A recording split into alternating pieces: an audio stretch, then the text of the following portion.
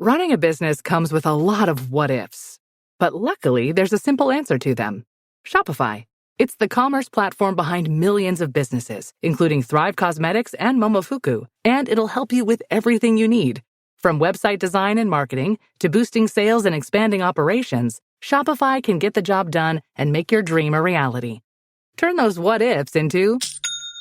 Sign up for your $1 per month trial at shopify.com/special offer. The Roses were living the dream. To you, my darling. No, to you. Until it all came crashing down. He got fired. Fired? On August 29th, stop. You stop! And see The Roses. Rated R. In theaters everywhere, August 29th. Welcome to the Tour Coach Podcast. I'm Tony Ruggiero here, as I always am, your host. And you're joining in on what we are now having is the Tour Coach Minis. And those are little 10-minute conversations with myself or Jackson Koert, who's going to be hosting some of this. These will be 10-minute conversations and musings from around the world of golf, from around our travels, our friends, our players, other coaches, to give you more Tour Coach, more Dew Sweeper content during the week. We've got some exciting stuff coming up for each and every one of you. If you like what you hear on the podcast, you can always find more content as we're kind of spreading our wings, if you will, with Dew Sweepers TV on YouTube. And there's links to it in our description. Please support the Dew Sweepers and like our page there on YouTube. And to kick all of this off, we've got a great promotion running through Masters Sunday.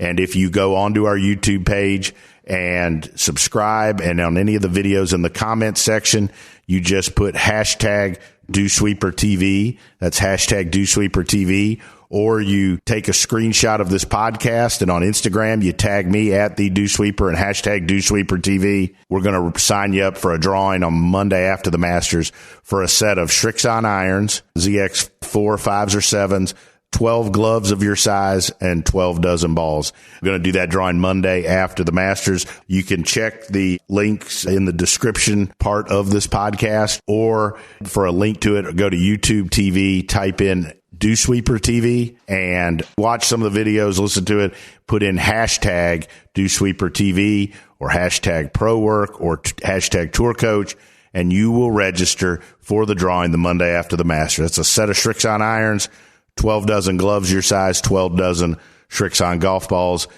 all to make you play better. And just like the Dew Sweepers radio show or the Tour Coach podcast, the Tour Coach Minis are brought to you by our friends at Srixon Golf, our friends at Bushnell, Buick, GMC, especially Mitch McConnell and McConnell Automotive, and you can't forget Vineyard Vines that keep us all looking good. So enjoy this episode of the Tour Coach Mini. And we're here with all the golf content you could ever want each and every week. On the phone with me, sitting in for a Tour Coach Mini, would like to introduce Wayne Flint. Wayne, thanks for sitting in with me. Well, Jackson, thank you for asking me. I'm excited to do one of these with you. Heck yeah, man, it's been great. You know, obviously, you're a big part of the Dew Sweeper fam, and Tony's obviously had a massive influence on my career. And for those listening who don't know who Wayne Flint is, Wayne, tell us your story and your connection to Tony before we get into the content. Well, I live in Birmingham, Alabama. I've been teaching golf pretty much nonstop since I guess back in 1986, I think it was. I went into full-time teaching and pretty much haven't done anything but teach golf for a living ever since then. So it's been a long slog, but I've withstood the ups and the downs, and have been doing this stuff for a long time now. So I first met Tony. He came to me for a golf lesson when he was in college, playing college golf, and he and I, you know, we worked together and spent a bunch of time together. And he used to come and watch me teach a lot of golf, and you know, through the years we became good friends, and then I helped him along his way, both in other businesses and relationships and those kinds of things. And you know, he called me and turned to me and said, you know, I think I want to start teaching golf for a living. I'm not happy doing what I'm doing business wise, asked me if I would help him. And so, of course, I did, and, tried to help get him on track and teach him how to do what we do. There's a little bit of a learning curve to learning how to do it. And there's an art form, as to how to conduct a professional golf lesson or a good golf lesson. If you just want to make it cut and dried, good lessons or bad lessons, there's art to giving a good golf lesson. And I was fortunate in my career to come up in the Golf Digest instruction school era. Okay. And I got to work underneath a bunch of great teachers, Bob Toskis and Jim Flicks and Davis Loves and Paul Runyons, and just a wonderful group of teachers. I mean, they were the best in the world at the time, and I was smart enough to keep my ears open and my eyes open and keep my mouth shut, because I really didn't know what I was talking about back then. But I stayed the course and kind of learned how to do it. And as anything goes, the more you do something, the longer you do it, the luckier you get. So I was fortunate early on to have a bunch of great mentors, and that's something I've tried to do. I've kind of flown under the radar doing it for a lot of years, but I've tried to mentor a lot of people, Tony being one of them, and I guess you'd kind of fall in that category a little bit. Oh yes, sir. I certainly do. I think we got a young cat up there in Philadelphia that we're trying to help, and I know I've got a young guy out in Texas that I've tried to spend a little bit of time with. So, I've tried to find the kind of people that want to be mentored, not the ones that just want to be patted on the back. Because trying to get good at something is a little harder than most people want it to be, isn't it? Yes, sir. Yes, it is. And as your instruction has grown, you've remained consistent with this thing we'll touch on being the 7 things. And can you go into that a little bit and give us a good idea of what it is you teach? For sure. I was, like I said, I was fortunate in the early days because I spent so much time with so many great teachers, and I really didn't know what I was doing at all. And so I always carried a little notepad and a pen in my pocket, and whenever someone would say something, I'd get that little pad out and I'd write it down. I'd stick it back in my pocket and I'd go back to work. And, at the end of the week, I had a file for every golf school I did. And I'd throw all my notes in the file. I tried to write more concise notes. And I'd go back through those files at the end of every year, and I'd kind of reread all my notes and see if at the end of the year, did I have a better understanding of what was going on than I did at the beginning of the year. I always looked real hard at myself and tried to get better every year. Mm-hmm. And one of my pet peeves is there's a million teachers out there, and if I ever go up to somebody and I say, well, how'd that lesson go? And if a teacher, whether it be a young teacher or an older teacher or whatever, if the teacher says, wasn't a very good lesson, that guy just didn't get it, that guy just couldn't do it, well, I walk away from that immediately. I spend zero time in that camp, if you will. Mm-hmm. I was told that if learning didn't happen, teaching didn't take place. So I've always looked probably harder at myself maybe than I should have. But I can't do it any other way at this point. I remember the first year I taught a ton of golf, but I didn't carry very many people into the winter. Down here in Birmingham, we've got a few seasons. We've got golf season. We've got like the Christmas season, and we've got football season, and then we've got hunting season. And so if you're not carrying a bunch of clients into football season and hunting season, there's probably not going to be much of a Santa Claus when it comes Christmas season. Yeah. So, my first year of teaching, I had taught a bunch of golf, but I didn't carry much into the winter. And so I had a choice to make. I sat back down and I looked at myself and I said, I've got to do something different or I'm going to fail. So, I figured out that what I'd done is I'd given the best lessons I knew how to give at that point in time, but I didn't intrigue my clients enough for them to stick with me through the winter. So I had to reevaluate. What I did is I sat down and I wrote down things that I really believed in and that I that I thought really, really mattered in teaching golf.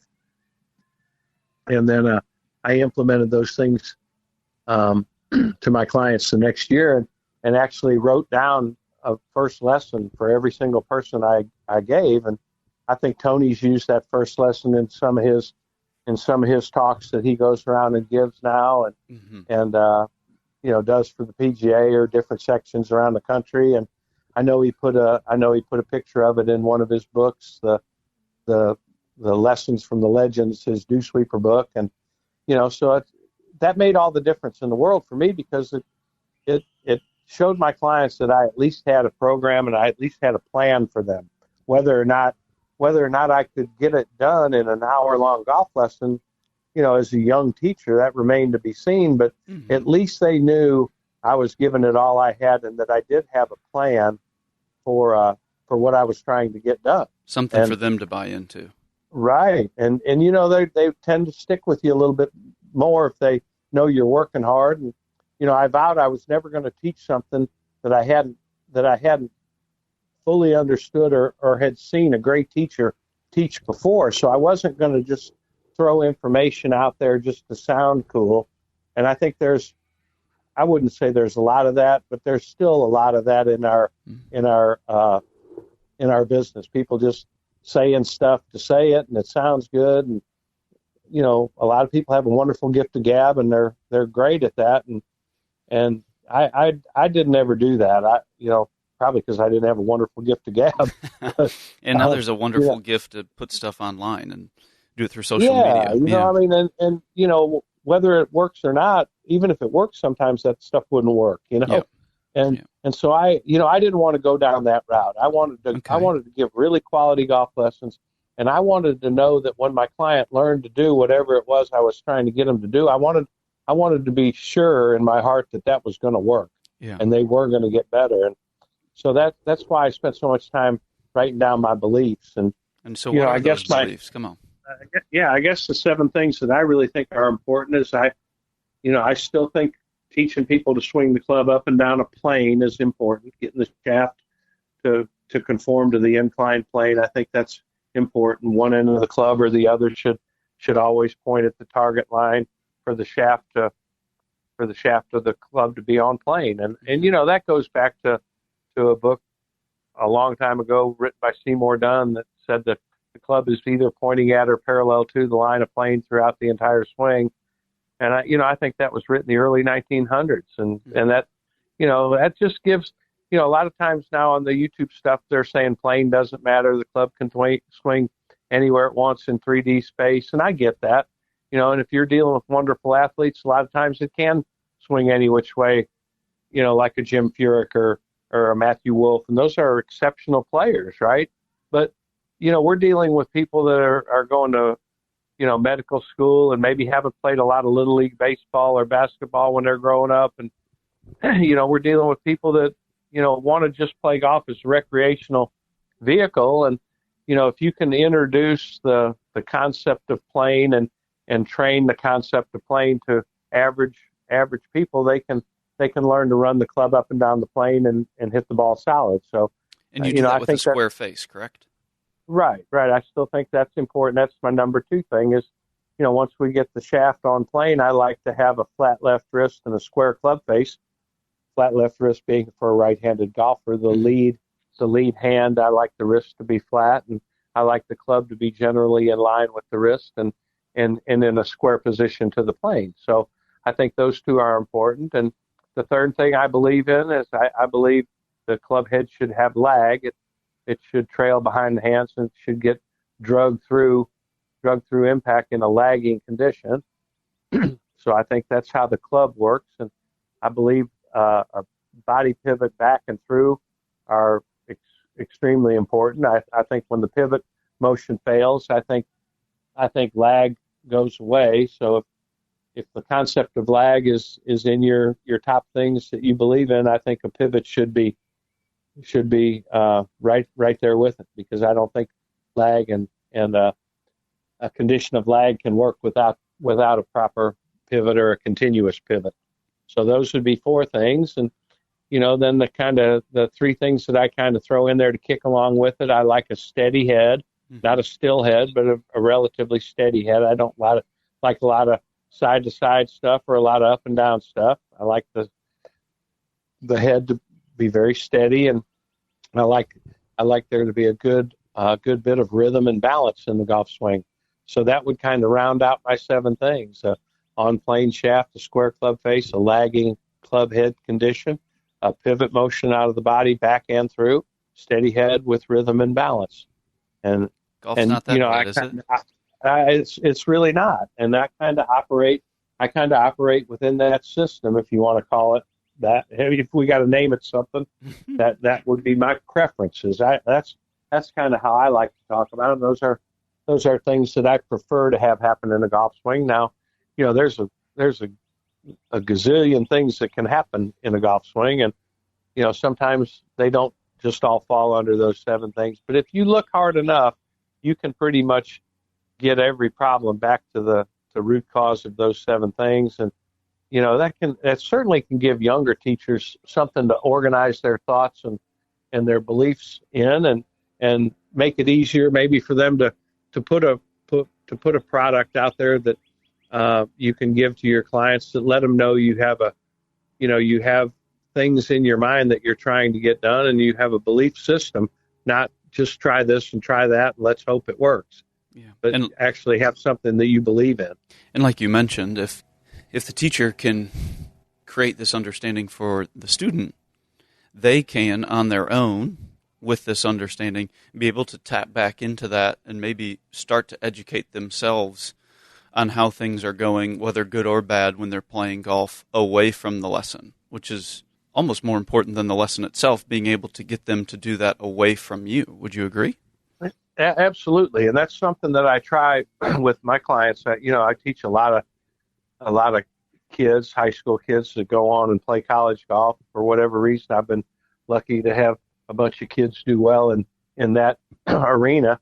And, it's through their hard work, really. But I really want my students to understand their golf swing and how it works. And I want them to understand their tendencies, even if they're negative tendencies. I want them to understand what those tendencies are, so that they can keep control of themselves when they're out there playing golf, and they can right the ship when it's not always going perfect for them. Well, Drano, we could probably sit here and talk about these 7 things for a lot longer than 10 to 12 minutes, because we're already running on past it. But we're going to hit pause on part 1 of the Mini with Wayne, and we're going to resume with part 2 with some better coaching questions coming up for you guys.